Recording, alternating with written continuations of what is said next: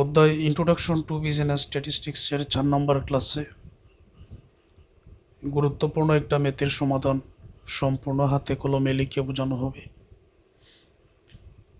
আগের ক্লাসগুলো মনোযোগ দিয়ে দেখে তারপরে এই ক্লাসটা দেখো। প্রশ্নে বলা হয়েছে given below are the marks obtain by 50 students in a certain examination. নিচে দেওয়া হয়েছে 50 জন শিক্ষার্থীর একটি পরীক্ষার মার্কস 87 দিয়ে শুরু, তারপর এখানে আসছে 90। Required contract A frequency table taking a suitable class interval. উপযুক্ত শ্রেণীব্যাপ্তি নিয়ে গণসংখ্যা নিবেশন সারণী তৈরি করার জন্য বলা হয়েছে। 2 নম্বরে represent the table by a frequency curve and an অজিপ। ওই টেবিল থেকে গণসংখ্যা বহুভুজ ফ্রিকোয়েন্সি কার্ভ কিংবা ফ্রিকোয়েন্সি পলিগন এটাকে বলা যেতে পারে, এটা তৈরি করো আর অজীব রেখা তৈরি করো। প্রথম প্রশ্ন, উপযুক্ত শ্রেণীব্যাপ্তি নিয়ে গণসংখ্যা নিবেশন সারণী তৈরি করতেছি, তারপরে ফ্রিকোয়েন্সি কার্ভ, অজীব কার্ভ। আগের ক্লাস এবং এই বর্তমানের ক্লাস যে কোনো একটা নিয়মের ম্যাথ তোমাদের পরীক্ষায় থাকবে। এটার সম্ভাবনা দেওয়া যায় 100%, প্রতি বছরই থাকে। বিগত বছরে যারা আমার শিক্ষার্থী ছিলেন তারা কমন পেয়েছেন। আরেকটা কথা তোমাদের বলি,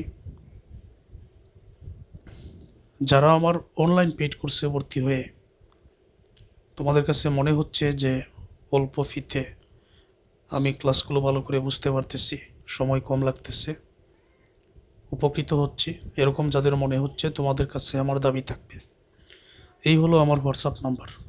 তোমাদের সহপাঠী বন্ধুদের তাদেরও পরামর্শ দাও, তারাও যেন আমার অনলাইন পেইড কোর্সে ভর্তি হয়ে পূর্ণাঙ্গ প্রস্তুতি নিতে পারে।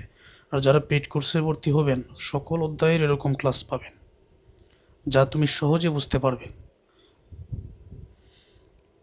প্রথম প্রশ্নের উত্তর এই ফ্রিকোয়েন্সি ডিস্ট্রিবিউশন টেবিল, তারপর আজকের ম্যাথের মধ্যে ফ্রিকোয়েন্সি পলিগন আছে, অজীব কার্ভ আছে।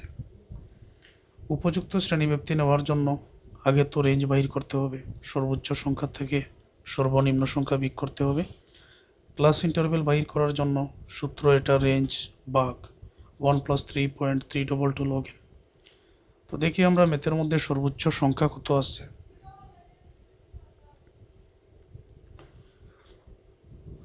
শুরু থেকে শেষ পর্যন্ত যদি আমরা ভালো করে দেখি তাহলে এখানে সর্বনিম্ন সংখ্যা আমি দেখতে পাচ্ছি 11, আর সর্বোচ্চ সংখ্যা এখানে 90 অনেকবার আছে।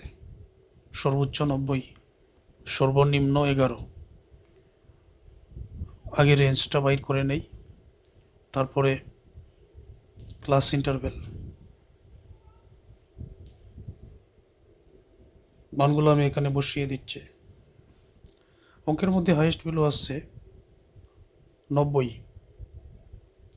লোয়েস্ট ভ্যালু আসছে 11।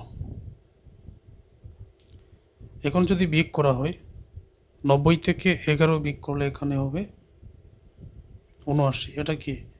এটা হচ্ছে রেঞ্জ 79। ক্লাস ইন্টারভেল সি এর সূত্র আমি আগেই লিখে রেখেছি যাতে সময় কম লাগে। আমি চাই কম সময়ে তোমাদের সব কিছু বোঝাতে।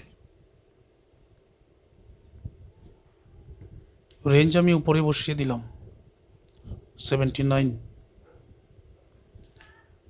1 + 3.322 ইন্টু দিয়ে দিলাম, কারণ লগ এন এটার সাথে গুণ হয়ে আছে। তারপর লগ এন এর মান এখানে ওই যে 50 জন শিক্ষার্থীর মার্কস দেওয়া আছে, তাহলে এখানে 50টা ফ্রিকোয়েন্সি গণসংখ্যা আছে, তো এন এর মান হবে 50। তো যদি আমি নিচের সবগুলো গুণ করি, যেমন উপরে আছে 79, 3.322 এর সাথে লগ 50 এর মান ক্যালকুলেটারে আলাদা বাইর করে নিব, দুইটা গুণ করব, তার সাথে 1 যোগ করব, যোগ করলে এরকম পাবো 6.6441। এখন 79কে 6.6441 দ্বারা যদি ভাগ করা হয় 11.89 ক্যালকুলেটারে আসবে। তো যেহেতু 10-এর উপরে, এখন এটা 10-এর কাছাকাছি না 15-এর কাছাকাছি, নিশ্চয়ই 10-এর কাছাকাছি। তখন আমি এটা উত্তর হিসাবে 10ই নিব। যদি 15-এর কাছাকাছি হতো 15 নিতাম, এটা 10-এর কাছাকাছি, এই জন্য 10 নিচ্ছে, উপযুক্ত শ্রেণীব্যাপ্তি 10 হবে। তো শ্রেণীগুলো যদি আগে লিখি, আমি দেখতে পাচ্ছি সর্বনিম্ন 11 আছে, তাহলে 10 থেকে শুরু করব। তো শ্রেণীগুলো এখন লিখে নিচ্ছে। সর্বোচ্চ আছে 90, 90-এর উপরে যাওয়া যাবে না। তো এই যে দেখো, 10 থেকে এক্সক্লুসিভ মেথডে শ্রেণীগুলো লিখতে হবে। 10 থেকে 20, 20 থেকে 30, 30 থেকে 40, 40 থেকে 50, 50 থেকে 60, 60 থেকে 70, 70 থেকে 80, 80 থেকে 90। সর্বোচ্চ সংখ্যা কিন্তু 90 আছে। তো সর্বোচ্চ সংখ্যা শেষে হলে এটা কিন্তু এই করে বসানো হয় না, এই জন্য আলাদা করে 90 থেকে 100 এখানে আরও একটা গড় নিতে হবে। 90 থেকে 100 এখানে নেওয়া হলো। আমার এই কথা কি তোমরা বুঝতে পারছো? আগের ক্লাসে বলেছি, মনে করো 90 আছে, এখন টালি চিহ্ন এই গড়ে না বসিয়ে প্রথম যে 90 আছে ওইখানে বসাতে হয় নিয়ম। সর্বোচ্চ সংখ্যা শেষে থাকলে এই গড়ে বসানো হয় না, এই জন্য আলাদা করে 90 থেকে 100 পর্যন্ত আরও একটা গড় এখানে নিয়ে নিলাম। এক এক করে 87, 78, 82, 60 শুরু থেকে শেষ পর্যন্ত এক এক করে সবগুলো সংখ্যার টালি চিহ্ন যেটা যে করে বসে আমরা বসিয়ে দিব। এখন যদি আমি এক এক করে এখানে তোমাদের দেখিয়ে দেই, অনেক সময় লেগে যাবে। তোমরা তো জানো এটা কিভাবে বসাতে হয়। তো 10 থেকে 20 এখানে আমি বইয়ে দেখতে পাচ্ছি 2টা বসবে। তারপরে 8টা, 1, 2, 3, 4, 5, 6, 7, 8। 30 থেকে 40-এর ঘরে আছে এখানে 4টা, 1, 2, 3, 4। 40 থেকে 50-এর ঘরে আছে 3টা, 1, 2, 3। 50 থেকে 60-এর ঘরে আছে এখানে 6টা, 1, 2, 3, 4, 5, 6। 60 থেকে 70-এর ঘরে আছে এখানে 14টা, 1, 2, 3, 4, 5, 1, 2, 3, 4, 5, এই হচ্ছে 10টা, 1, 2, 3, 4, এই 14টা। 70 থেকে 80-এর ঘরে এখানে আছে 5টা, 1, 2, 3, 4, 5। 80 থেকে 90-এর ঘরেও 5টা, 1, 2, 3, 4, 5। 90 থেকে 100-এর ঘরে এখানে 3টা 90 আছে, 1, 2, 3। তাহলে এখানে হচ্ছে 2টা, এখানে হচ্ছে 8টা, এখানে 4, এখানে 3 ফ্রিকোয়েন্সি, এই জায়গায় 6, এই জায়গায় 14, তারপর 5, এখানেও 5, এখানে 3। তখন টোটাল যোগফল এনের মান এখানে 50 হয়ে যাবে। তো মিড ভ্যালু এখন কেন বাইর করব? অঙ্কের মধ্যে গণসংখ্যা বহুভুজ তৈরি করার জন্য বলা হয়েছে। এটার 2টা নিয়ম। গণসংখ্যা বহুভুজ নিচের দিকে ওএক্স অক্ষে আমরা চাইলে শ্রেণীবৃত্তিগুলোও দিতে পারি, আবার কিছু অঙ্কের মধ্যে মিড ভ্যালুগুলো যদি নিচে বসানো হয় এটারও নিয়ম আছে, এই জন্য মিড ভ্যালু এখানে আমরা বাহির করে নিচ্ছি। সবসময় একই নিয়মে করব। তো মিড ভ্যালু বাইর করার নিয়ম 10 আর 20, এই যে 2টা শ্রেণী আছে 10 আর 20 যোগ করতে হবে, যোগফলকে 2 দ্বারা ভাগ করতে হবে। 10 আর 20 যোগ করলে 30 হবে, 2 দ্বারা ভাগ করলে হবে 15। 20 আর 30 যোগ করলে 50, 50-কে 2 দ্বারা ভাগ করলে 25।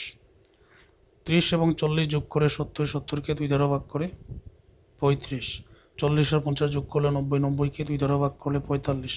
দেখা যাচ্ছে প্রতি ক্ষেত্রে 10 করে বৃদ্ধি পাচ্ছে, 15, 25, 35, 45 এরকম, তাই তো? তখন তুমি ধারাবাহিকভাবে বসিয়ে দাও। এখানে নিশ্চয়ই 55 হবে, এখানে হবে 65, এখানে হবে 75, এই জায়গায় 85, আর এই জায়গাতে হবে কত, 95, এরকম নিশ্চয়ই হবে। অজীব রেখা তৈরি করার জন্য কিউমুলেটিভ ফ্রিকোয়েন্সি প্রয়োজন। অজীব রেখা উপরের দিকে যেতে থাকে। এটা বাইর করব কিভাবে? আচ্ছা, এই যে দেখো ফ্রিকোয়েন্সি, প্রথমে 2 আছে, 2 বসাও। 2 এর সাথে পরবর্তী 8 যোগ করলে 10, 10 এর সাথে 4 যোগ করলে 14, 14 এর সাথে 3 যোগ করলে এখানে হবে 17, 17 এর সাথে 6 যোগ করলে 23, 23 এর সাথে 14 যোগ করলে এখানে হবে 37, 37 এর সাথে যদি 5 যোগ করা হয় তখন এখানে হবে 42, 42 এর সাথে 5 47, 47 এর সাথে 3 যোগ করলে 50। দেখা যাবে এন এর মান 50 আর এই 50 এটা কিন্তু মিলে যাবে। ওকে, এবারে আমরা ফ্রিকোয়েন্সি টেবিল উপযুক্ত শ্রেণীব্যক্তি নিয়ে এটা তৈরি করলাম। তো ফ্রিকোয়েন্সি কার্ভ বা গণসংখ্যা বহুভুজ আর অজীব রেখা, এই দুইটা কিভাবে তৈরি করব দেখিয়ে দিচ্ছি। প্রথমে ফ্রিকোয়েন্সি কার্ভ এটা তৈরি করার জন্য যা প্রয়োজন, নিচের দিকে আমরা এই যে মিড ভ্যালু বাইর করেছি 15, 25, এই যে 15 এর গড়ে ফ্রিকোয়েন্সি এখানে 2 আছে, 25 এর গড়ে 8, 35 এর গড়ে 4, তো এগুলা আমি নিচের দিকে বসাবো। আর ফ্রিকোয়েন্সি এখানে 2, 8, 4, 3, 6, তারপর 14, 5, 5, 3 আছে, এটা তোমরা দেখতে পাচ্ছ, লক্ষ্য করো। এখানে হচ্ছে 0, তো এটা 0 ধরতে পারো বা অবিন্দু এটাকে ধরতে পারো। এটা হচ্ছে OX অক্ষ আর এই হচ্ছে OY অক্ষ। প্রথম যেটা, এটা কিন্তু এরকম থাকবে, আমি তোমাদের আগের ক্লাসে বলে দিছিলাম, এটা এইভাবে থাকবে। মিড ভ্যালু যেগুলো, এই যে 15, প্রতি 2 ঘরকে নিচে, প্রতি 2 ঘরকে প্রতি 1 ঘরকে 2 একক ধরা হয়েছে, তখন এই গ্রাফ পেপারের মধ্যে এই যে 5টা ঘর এরকম থাকে না, তো 5টায় 10 হয়ে যাবে। 15, 25, 35, 45, 55, 65, 75, 85, 95, এটা বসানো হলো। ওকে, এখন 15 এর গড়ে, এটা তোমরা আবারও দেখে নাও, 15 এর গড়ে ফ্রিকোয়েন্সি 2, 25 এর গড়ে 8, 35 এর গড়ে 4, 3, 6, 14, 5, 5, 3, এই মানগুলো তো এখন আমাদের বসাতে হবে। তো তোমরা লক্ষ্য করো উপরের যে প্রতি 5 ঘর, প্রতি 5 ঘরকে 2 ধরা হয়েছে, তো এখানে 2, এখানে 4, 6, 8, 10, 12, 14 পর্যন্ত যাব, এর অতিরিক্ত যাওয়ার দরকার নাই, কারণ গণসংখ্যা 14 পর্যন্ত আছে। যেমন সংখ্যাগুলো যদি আমি তোমার এখানে একবার লিখে নিচ্ছি, ফ্রিকোয়েন্সি কী কী আছে, 2 আছে, 8 আছে, 8 পরে 4, তারপর 3, 6, 14 আছে, 14 পরে 5, 5, তারপরে 3। এখন প্রথমে আছে এখানে 2, যেটা 15 এর গড়ে পড়ে, তো এই যে 2 এর সোজা এই জায়গাতে একটা ফুটা দিয়ে দিবেন, যেমন আমি এখানে একটা ফুটা দিয়ে দিলাম। তারপরে কি আছে, 2 পরে এখানে 8 আছে, তো এই 25 এর সোজা এই হলো 8, তো এখানে একটা ফুটা দিয়ে দাও। পরে আছে 4, তো 35-এ 4, এই যে 4 এর সোজা এখানে একটা ফুটা এরকম দিয়ে দিবেন। পরে 3 আছে, 45, এই যে 2 এবং 4 এর মাঝামাঝি কিন্তু 3 হবে, তো মাঝামাঝি হিসাব করে এখানে একটা ফুটা দিয়ে দাও। তারপরে 6 আছে, 6 হবে এই যে 6 এর সোজা পরবর্তী করে একটা ফুটা দিয়ে দাও। পরে 14, পরের করে এই যে সোজা 14, এই জায়গাতে একটা ফুটা দিয়ে দাও। পরে 5, 5, এই যে 6 এবং 4 এর মাঝামাঝি এখানে হবে একটি ফুটা, 5, 5 এখানে আরও একটি ফুটা। তারপরে 3, 3 হবে 4 এবং 2 এর মাঝামাঝি এখানে। এখন তোমাদের কাজ হচ্ছে এটা টান দিয়ে মিলানো, যেমন স্কেল নেবেন, স্কেল নিয়ে এই যে শুরু থেকে যেরকম আসছে স্কেল দিয়ে ঠিক এইভাবে টান দিবেন, তারপর এটা থেকে আবার নিচে নেমে আসবেন, মানে এক ঘর পরে আরেক ঘরে এরকম ফুটা দিয়ে তোমাদের টান দিয়ে মিলাতে হবে এই রকম। তারপর এখান থেকে এখানে এই ফুটাতে, এই ফুটা থেকে এটাতে, তারপর এই দুইটা ফুটা মিলাতে হবে, পরে এই দুইটা, তার পরের ফুটা, তার পরের ফুটা, এইভাবে টান দিয়ে মিলালে গণসংখ্যা বহুভুজ এখানে তৈরি হয়ে যায়। এটা হচ্ছে গণসংখ্যা বহুভুজ তৈরি করার নিয়ম। এখন তৈরি করতে হবে অজীব রেখা। তো অজীব রেখার জন্য আমাদের টেবিলে এখানে দেখো, এই যে 10 থেকে শুরু হবে, 10, 20, 30, 40 একেবারে 100 পর্যন্ত এভাবে আসবে। আগের ক্লাসে বলেছিলাম 10 থেকে শুরু, এভাবে আসবে। এখন 10 থেকে 20-এর করে এই কিউমুলেটিভ ফ্রিকোয়েন্সি থেকে কিন্তু অজীব রেখা সবসময় তৈরি করা হয়। তো প্রথমে 2, 20 থেকে 30-এর 10, পরে এখানে 14, 40 থেকে 50-এর 17, 50 থেকে 60-এর 23, 60 থেকে 70-এর 37। আচ্ছা, সংখ্যাগুলো আমি লিখে নিচ্ছি। সংখ্যাগুলো এখানে লিখে নিতেছি। 10 থেকে যেটা বলেছিলাম শ্রেণী ব্যাপ্তি, এই যে 10, 20, 30 একেবারে 100 পর্যন্ত আছে। তো 10 থেকে 20-এর করে, তো 20 শেষের এইখানে প্রথমে দেখো 2 আছে, এই যে 2, আর উপরের এই জায়গাতে প্রতি এক গড়কে 2 ধরা হয়েছে, কারণ এটা তো অজীব রেখা। এক গড়কে যদি 2 ধরা হয় তখন এই 5 করে কিন্তু 10 হবে। তারপর এখান থেকে আরও এই জায়গাতে ব্যবধান কিন্তু 10 থাকবে, কারণ এক গড়ে 2। তো 2 যদি হয়, আমাকে ঠিক এইটার সোজা, এই 2-এর সোজা কিন্তু ফুটাটা এখানে দিতে হবে। এই যে ফুটা আমি এখানে দিলাম 2-এর সোজা। পরে কত আছে 10, তারপরের করে 30-এর করে এই 10-এর সোজা এখানে ফুটাটা দিতে হবে। পরে আছে 14, তো 40-এর করে এই হলো 10, 12, 14, এইটার সোজা এখানে ফুটাটা দিতে হবে। মানে 10-এর উপরে আমরা যদি এক গড় যাই 12, আর এক গড় যদি যাই 14 হবে। 50-এর করে এখানে 17 আছে, দেখো আমরা কি করব, এই যে 20 আছে, এক গড় নিচে নামলে 18 হবে, তাই তো এটা হলো 20, এক গড় নিচে নামলে 18 হবে। তো তার ঠিক অর্ধেক, অর্থাৎ আরেক গড় নিচে নামা যাবে না, নাহলে 2 নেমে 16 হয়ে যাবে। আমাদের 17তে থাকতে হবে, এখানে একটা ফুটা দিতে হবে।